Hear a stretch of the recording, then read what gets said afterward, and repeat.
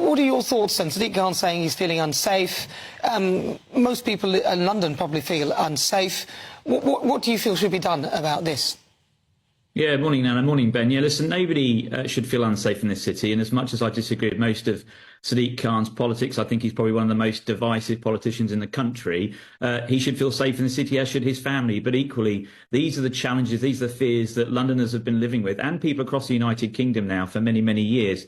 You look at the current terror threat level in the UK, it's substantial, which means a terror attack is likely. We've got people now and fans of Taylor Swift worrying about upcoming concerts here in the UK because of events in Europe, in Austria. You know, these are troubling times. You know, we have a knife epidemic in London in terms of the stabbings that we see and ongoing tensions.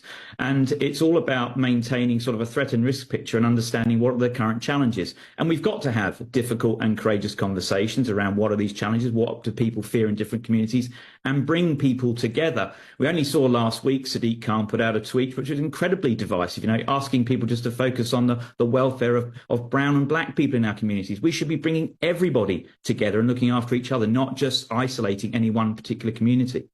Oliver, what do you make of concerns that there may be some more trouble this weekend, especially off the back of the fact that it's meant to be quite a nice weekend weather-wise?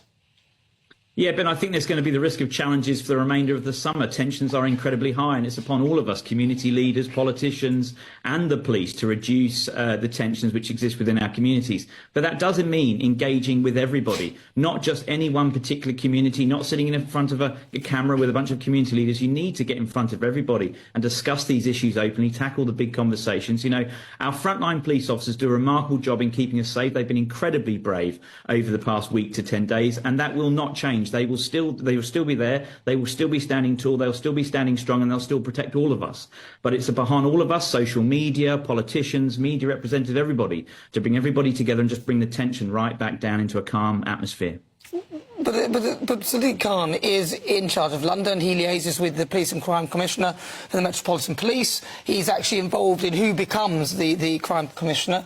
So I'm just surprised that he's only just realised that the streets of London are incredibly unsafe, and he's the person behind a lot of the reasoning as to how the whole thing is policed. My question is this: do you think that because of the pro-Palestinian protests, which in my view were not policed effectively, that this sort of riotous behaviour has been enabled? Yeah, totally. Now, I think over a period of months we've seen policing not respond probably as effectively as it could do in terms of the pro-Palestinian protest. Our Jewish community have felt incredibly isolated and alone, and obviously in a great deal of fear. You know, Sadiq Khan has the luxury of having a close protection team. He drives around in an incredibly expensive protective vehicle, and he has those luxuries, not the luxuries that every other Londoner or our Jewish community have.